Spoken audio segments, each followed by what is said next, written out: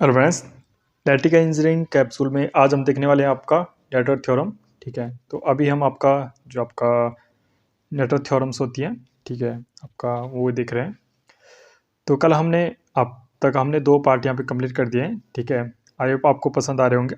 ठीक है, अगर हमारे चैनल पे जो अब नए हैं, सबसे पहले आपसे बस मेरी एक ही रिक्वेस्ट रहती है आपकी, प्लीज़ हमारे चैनल को सब्सक्राइब कीजिए और हो सके तो लगभग 1 से 2 ग्रुप या 1 से 2 लोगों के पास आप शेयर भी कर लिए जाएगी। ठीक है, अगर आप सपोर्ट करेंगे, देखिए आपका एक एक सब्सक्राइबर मेरा आपका मोटिवेशन काम करता है और मैं आगे वीडियो कंटिन्यू करने की कोशिश करता हूँ। ठीक है, देखिए इस चीज़ में ना हम ज़्यादा डिटेल में पढ़ते हैं, ठीक है, ना हम कुछ एक्स्ट्रा पढ़ते हैं। ठीक है, पॉइंट ऑफ जो एग्ज़ाम में आते हैं उन्हीं को पढ़ते हैं, जैसे PYQ में कोई क्वेश्चन आए हैं या इसी टॉपिक संबंधित जो भी आपका आने की संभावना है, सभी यहाँ पे कवर करते हैं। देखिए आई होप मैं आपका ये आशा करता हूँ कि आपने पूरा थ्योरी कंप्लीट कर ली होगी, क्वेश्चन सभी लगा दिए होंगे। ठीक है, ये कैप्सूल है। कैप्सूल का अर्थ क्या होता है कि बहुत बड़ा चैप्टर है आपका। ठीक है, उसमें से कुछ चुनिंदा कुछ ऐसे टॉपिक है जो हर बार आपका एग्जाम में आते हैं, वो यहाँ पे डिस्कस करना। ठीक है, तो 2 अब तक हमने अपलोड कर दिए। प्लीज़ हमारे चैनल पे मैंने इलेक्ट्रिकल इंजीनियरिंग कैप्सूल करके एक प्लेलिस्ट बनाई है, उसमें मैंने डाल दिया है,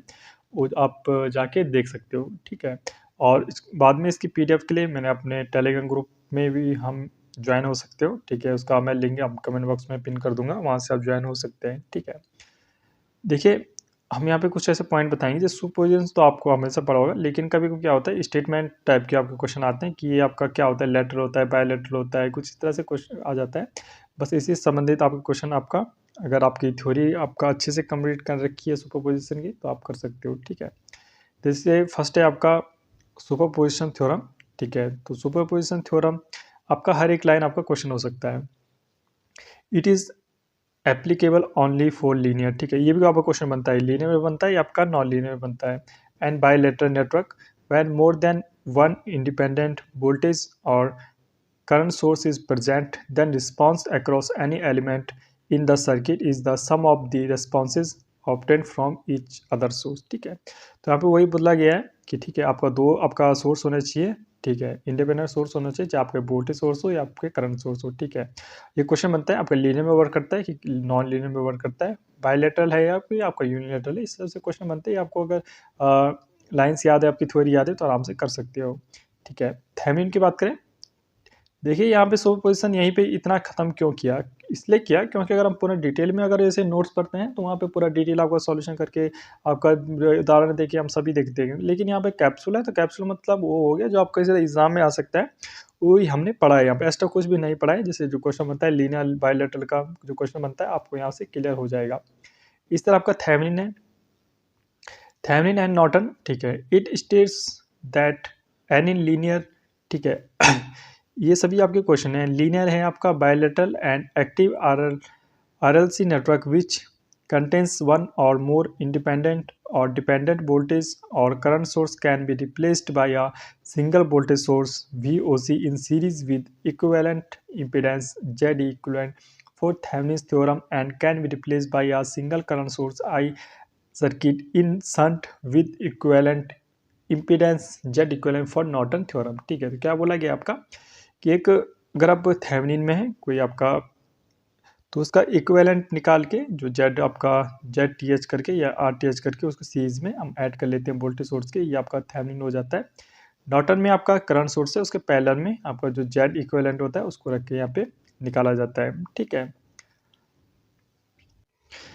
ठीक है, देखिए नॉर्टन और थेवेनिन हमने वहीं पे ख़त्म कर दिया है। ठीक है, ज़्यादा डिटेल में जाने की जरूरत इसलिए क्योंकि आई होप आपने पूरी थ्योरी कंप्लीट कर ली, यहाँ पे सिर्फ हम कैप्सूल देख रहे हैं। ठीक है, इसलिए शॉर्ट में जो इंपॉर्टेंट वही देख रहे हैं। ठीक है, टेलीगन से क्या क्वेश्चन आता है, state that the summation of power delivered is 0 for each branch of any electric network at an instant of time. ठीक है, एनी इंस्टेंट टाइम में कोई भी आपका वोल्टेज होता है। ठीक है, दैट समेशन ऑफ पावर, जितने पावर आपका डिलीवर करता है वो 0 होता है ईच ब्रांच के, और जितने भी आपके ब्रांच में आपका पावर डिलीवर करता है उसका सम ऑफ उसका जो फोर्स सोर्स से आपका पावर डिलीवर हो रहा है उसके बराबर होगा, वो तो हमेशा ही आपका लगभग सेम होता है। ठीक है, देखते हैं, this theorem is valid for any network where KVL and KCL equivalent are valid. ठीक है, क्वेश्चन आर वैलिड। ठीक है, तो ये क्वेश्चन आता है आपका जो आपका ऐसी कौन सी थ्योरम है जिसमें आपका एनी नेटवर्क में लगती है KVL एंड KCL, जो एनी नेटवर्क में आपकी लग सकती है। तो टेलीगन थ्योरम ही यही आपकी जो वैलिड फॉर एनी नेटवर्क के लिए आपका वैलिड होती है।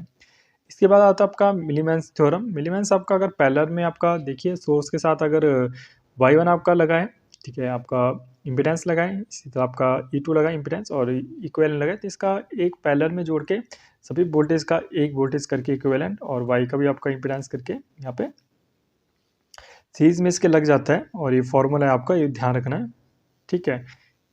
EI अपॉन वाई इक्विवेलेंट का फॉर्मूला आपको ध्यान रखना है, ठीक है। इस तरह आपका रेसिप्रोसिटी थ्योरम है, ठीक है। रेसिप्रोसिटी आकर आपका एक्साइटेशन यहाँ से दे रहे हैं, ठीक है, तो रिस्पांस में आपका इतना आएगा और यहीं से अगर इसका उल्टा हो जाएगा तो आपका सोर्स से अगर आपका वोल्टेज और एक्साइटेशन हो रहा है तो आपके रिस्पांस में इतना आएगा, ठीक है। ये आपको ध्यान रखना है। इसकी इक्वेशन आपका कभी कभी एग्जाम में आती है, जैसे आपका V1 अपॉन I2 हो गया, ठीक है, V2 अपॉन I1 हो गया, ठीक है। सिंपल सा अगर माने तो ये वही है, V1 I1 equal to V2 I2, ठीक है। और एक चीज़ आपको दूसरी ध्यान रखनी है, इसमें Z12 इक्वल होता है आपका Z21। ये आपको टू पोर्ट नेटवर्क जब आगे पढ़ेंगे तो वहाँ भी आपको काम आने वाला है, ठीक है। थर्ड देखते हैं आप, जैसे मैक्सिमम पावर ट्रांसफर, ठीक है। हमेशा आपने एक क्वेश्चन देखा होगा 50% वाला, कितनी मैक्सिमम पावर ट्रांसफर करता है कितनी एफिशिएंसी में। तो यहाँ पे कुछ ऐसा आपका है, जैसे AC यहाँ पे सोर्स है, ठीक है। यहाँ पे ये लोड का आपका RL प्लस JXL, ठीक है। इस तरह आपका Z आपका RTH प्लस ZXTH है। तो इसका जो करंट निकालते हैं हम, क्या निकालते हैं, इक्विवेलेंट वोल्टेज यहाँ पे थेवेनिन वोल्टेज यहाँ पे निकालते हैं अपॉन में रूट में आपका RTH प्लस RL का आपका whole square plus XTH plus XL का होल स्क्वायर, इन दोनों का यहाँ पे हो जाता है V अपॉन R करके। ये क्वेश्चन हमेशा आता है आपका। तो condition for maximum power transfer क्या होती है, तो आपका जो ZL लोड का आपका इम्पीडेंस होता है हमेशा थेवेनिन के स्टार का मतलब क्या था आपका चेंज, यहाँ पे चेंज कॉम्प्लेक्स इसको बोलते हैं। ZL क्या है आपका कॉम्प्लेक्स कंजुगेट। कौन से कंजुगेट, जैसे आपका 2, जैसे 2 माइनस J3 है तो इसका कंजुगेट क्या हो जाएगा 2 प्लस J3। चेंज हो जाता है, प्लस आपका माइनस में आ जाता है और माइनस आपका प्लस में आ जाता है। Only RL is variable and XL fix, ठीक है। XL अगर फिक्स है तो RTH square plus XL plus XTH का होल स्क्वायर फॉर्मूला आता है। ये फॉर्मूला बहुत इंपॉर्टेंट है, आपको ध्यान रखना है। ओनली XL इज वेरिएबल, तो आपका क्या होता है, अगर RL आपका वेरिएबल है तो XL आपका फिक्स होता है। इस तरह आपका XL का वेरिएबल है तो RL आपका फिक्स होता है और जो XL इक्वल होता है माइनस ऑफ होता है XTH, ठीक है। आपको बहुत इंपॉर्टेंट है, ये आपका वर्ल्ड लैंग्वेज में आते हैं। ये बोथ आर वेरिएबल, तो आपका ZL इक्वल टू ZTH यहाँ पे होता है। If load is purely resistive, तो रेजिस्टिव है तो RL क्या होगा RTH प्लस XTH यहाँ पे होगा। Efficiency for maximum power transfer इस थ्योरम इज 50%। मोस्ट इंपॉर्टेंट आपका क्वेश्चन हमेशा एग्जाम में बनता है। नेक्स्ट देखने वाले में आपका जो आपका एग्जामिनर का बहुत फेवरेट है बना हुआ है आज के ज़माने में, ठीक है। टू पोल नेटवर्क से हमेशा क्वेश्चन आता है। तो V1 अगर आप एक्साइटेशन दे रहे हैं, I1 यहाँ पे करंट यहाँ पे फ्लो हो रही है, तो आउटपुट में आपका इस तरह से निकलता है। तो maximum number of possible parameters for analysis of two pole network is given by 4C2, ठीक है। इस तरह से आपको ध्यान रखना है। And output equal to parameter of two pole network. तो इस टू पोल नेटवर्क में आपको क्या ध्यान रखना है, मैं आपको ये बता देता हूँ। टू पोल नेटवर्क में आपको दो इक्वेशन ध्यान रखनी है। एक V1 की इक्वेशन ध्यान रखनी है, ठीक है, I1 Z11 plus I2 Z12, ठीक है। याद क्यों रखनी है, क्योंकि एग्जाम में क्या होता है, सीधा आपका सॉल्यूशन करने के लिए आता है या आपका टिक मार्क के लिए आता है। तो आपको इक्वेशन अगर ध्यान देगी तो आपको ज़्यादा सॉल्व करने की जरूरत नहीं होगी। और एक आपका मैट्रिक्स ये याद रख लीजिए, Z11 यहाँ से आता है, ठीक है, आपका Z21, ठीक है, Z12 और Z22, ठीक है, और 2 इंटू 2 और I के साथ यहाँ पे मल्टीप्लाई हो रहा है। मैट्रिक्स यहाँ पे सॉल्व करके आपका यहाँ आ रहा है। तो डायरेक्ट आपको अगर ये याद है V1 V2 तो बहुत अच्छी बात है, आप सीधा एग्जाम में टाइम बचा सकते हो।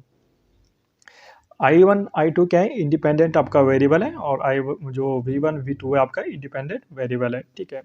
इस तरह वाई पैरामीटर आते हैं। वाई पैरामीटर मोस्ट इंपॉर्टेंट है आपका, ठीक है। वाई पैरामीटर में आपका Y11, ठीक है, फिर आपका Y12, Y21 और Y22, ठीक है, और V1 V2 का 2 इंटू 1 की मैट्रिक्स है। 2/2 की ये थी, आपको 2/1 की ये। तो I1 इक्वल टू क्या होगा Y11 V1 प्लस Y12 और V2, ठीक है। इस तरह I2 क्या होगा V21 V1 plus V22 V2, ठीक है। V1 V2 क्या है, इंडिपेंडेंट वेरिएबल है, और I1 I2 क्या है, इंडिपेंडेंट वेरिएबल है, ठीक है। एच पैरामीटर की बात करें तो एच पैरामीटर भी आपके एग्जाम में बहुत ज़्यादा इंपॉर्टेंट है। हाइब्रिड पैरामीटर, तो हाइब्रिड पैरामीटर का आपको सीधा यहाँ पे फॉर्मूला ध्यान रखिए। जो V1 होता है I1 H11 plus V2 H12, ठीक है। इस तरह आपका I2 equal to I1 21 plus V2 H22, ठीक है। तो ये आपको ध्यान रखना है।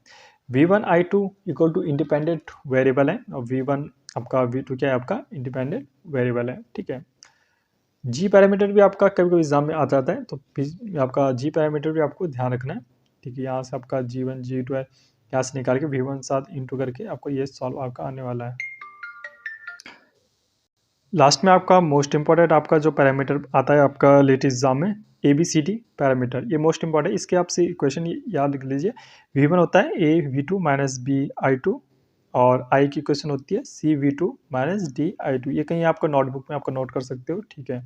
और निकलता है कहाँ से, ये आपका ABCD की मैट्रिक्स बनती है और B2 I2 के साथ मल्टीप्लाई करके आता है, ठीक है। ABCD में भी ये आपका कुछ ज़्यादा आता नहीं है, ठीक है। इनवर्स ट्रांसमिशन इतना आपका जरूरी नहीं है, ठीक है, ये आपको बढ़ सकते हो। हाँ, ये क्वेश्चन आपका हर बार एग्जाम में आता है। Condition for network to be symmetrical and reciprocal, ठीक है। तो रेसिप्रोकल और सिमेट्रिक में क्या क्या कंडीशन बनती है, मोस्ट इंपॉर्टेंट क्वेश्चन है। आपने बहुत सारे एग्जाम में देखा होगा कि आपका क्या कंडीशन बनती है। Z12 दे देगा, Z21 देगा, 22 दे देगा, तो इसमें से ऑप्शन आपको चुनने के लिए आते हैं। तो ये टेबल आपको मोस्ट इंपॉर्टेंट है। रेसिप्रोकल होगा तो आपका Z12 इक्वल टू Z21 और Y12 इक्वल टू ZY आपका 21, ठीक है। ABCD इक्वल टू क्या होगा, 1 होगा, ठीक है। और H12 क्या होगा आपका माइनस। लिटरली जब आपका एग्जाम हुआ था आपका SSC UPPCL, सॉरी, ठीक है, UPPCL का पेपर हुआ था, तो उसमें लिटरली ये वाला क्वेश्चन आया था कि जो Z आपका 12 है वो क्या होता है, तो ये माइनस ऑफ H21 था, ठीक है।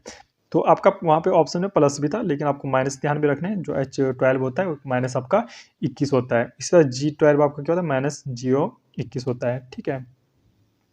बात करें इसी तरह आपका सिमेट्रिकल में, तो सिमेट्रिकल कंडीशन यहाँ पे पूछी जाती है फ्रेंड्स, बहुत इंपॉर्टेंट है। Z21 होता है, Z22, ठीक है। Z21 इक्वल होता है Z22, इसकी सिमेट्रिकल की कंडीशन होती है, ठीक है। Y11 इक्वल टू Y12, ठीक है। और सिमेट्रिकल की कंडीशन देख फ्रेंड्स, ये फ्रेंड्स आपका SSC ये UPPCL में आया था, ये आपका कहाँ आया था, SSCJ में आया था, ठीक है। SSCJ में कंडीशन क्या आई थी, सिमेट्रिकली कंडीशन बताए थे। A इक्वल टू D होता है हमेशा, मोस्ट इंपॉर्टेंट क्वेश्चन आपका। A equal to D important, यहाँ पे नोट कर लीजिए, most important. A equal to D होता है तभी आपका सिमेट्रिकल की कंडीशन यहाँ पे होती है, ठीक है। और वही है पैरामीटर का आपको ध्यान रखना है, H11 12 और 21 22 इक्वल टू 1, ठीक है, ये आपको ध्यान रखना है। इसी तरह बात करें आपका connection of two port network की, तो सीरीज आपका सीरीज कनेक्शन है आपका, ठीक है। नेटवर्क है आपके कुछ, ठीक है, सीरीज आपके नेटवर्क है। तो ये ज़्यादा आपको लिए इतना इंपॉर्टेंट नहीं है, एक कॉम्प्लेक्स हो जाता है ये आपका। ये अगर आपका ई का पेपर देख रहे हैं तो वहीं आपका इंपॉर्टेंट हो सकता है। फिर भी आप खुद से अगर देख सकते हो तो आपका यहाँ पे इसकी शॉर्ट देकर इसका देख सकते हैं। PDF में बाद में दे दूँगा, वहाँ से आप इसको देख सकते हो कि आपको कोड टू पोर्ट अगर सीरीज यहाँ पे नेटवर्क है, पैरेलल में नेटवर्क है, तो आप किस तरह से इक्वेशन आती है। देखिए इतना बड़ा इक्वेशन कभी आया नहीं है आज तक, ठीक है, कभी JEE के एग्जाम में, ठीक है। ये सीरीज पैरेलल कनेक्शन है, खुद से आप देख सकते हो, खुद से इसको याद कर ले सकते हो, पॉज करके आप वीडियो खुद से देख सकते हो। कास्केड कनेक्शन भी है, कास्केड कनेक्शन आता है, ठीक है। कास्केड इसको हम देखेंगे थोड़ा, ठीक है। कास्केड कनेक्शन सिंपल, आप इक्वेशन याद रख लीजिए।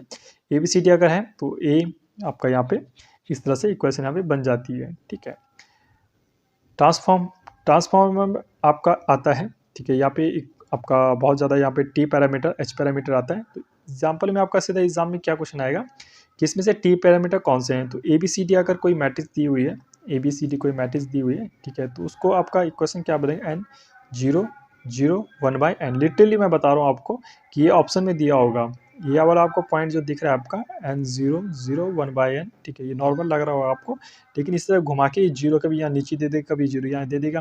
तो लिटरली यहाँ पे ये आपका ऑप्शन में आएगा, ऑप्शन में आपको टिक कौन सा करना है, ये वाला करना है। और H पैरामीटर पूछ जाए तो 0 n माइनस ऑफ n और 0 इसका H पैरामीटर। तो दोनों यहाँ पे याद करने वाली बातें आपको ये बस ये याद करनी है। सेकेंड आता है आपका T एंड पाई नेटवर्क, बहुत मोस्ट इंपॉर्टेंट, आपका कोचिंग में नहीं पढ़ाया जाता है, पहले बता दे रहा हूँ, बहुत कम कोचिंग में पढ़ाया जाता है। अब बहुत कम जगह बुक में आपने पढ़ाया होगा T नेटवर्क, ठीक है। T नेटवर्क आप सिंपल सी आप देख पा रहे होंगे, यहाँ पे T बन रहा है, ठीक है, Z1 Z2 Z3, ठीक है। और यहाँ पे पाई नेटवर्क बन रहा है, तो यहाँ पाई की तरह आपका Y1 Y2 और Y3 यहाँ पे बन रहा है, ठीक है।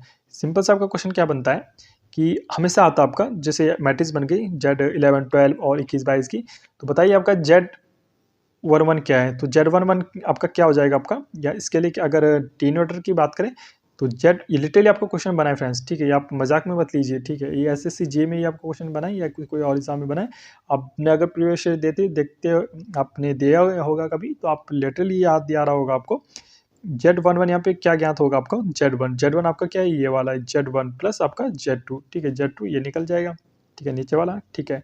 इस तरह आपका Z12 निकलाएंगे तो आपका Z12 आपका Z2 ही होगा, Z12 आपका Z2 ही होगा।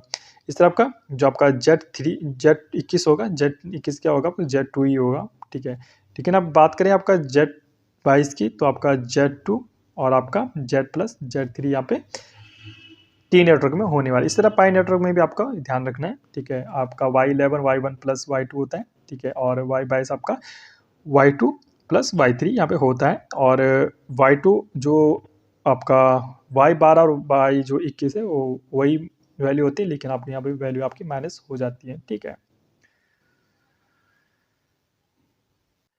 इसके बाद है आपका AC circuit analysis, average and RMS value of periodic signal, average value DC. तो कल हम यहाँ पे देखने वाले हैं, ठीक है, पीक फैक्टर, फॉर्म फैक्टर, किस कहाँ से ये डेरिवेट होते हैं, कितना का सिग्नल आरएमएस वैल्यू होता है, सभी का कौन सा साइन वेव भी नहीं, आपका ट्रूथ टेबल से सभी यहाँ पे देखने वाले हैं। तो प्लीज़ आज के लिए इतना ही। प्लीज़ अगर आप मेरा सपोर्ट बस इतना कीजिए, आपको सब्सक्राइब करना है आपको, और शेयर करना अपने दोस्तों, प्लीज़ फ्रेंड्स, ठीक है। अगर आप कोशिश करेंगे तो मैं अच्छे अच्छे कंटेंट आपके लिए लाता रहूँगा, ठीक है। Okay friends, stay tuned and thank you.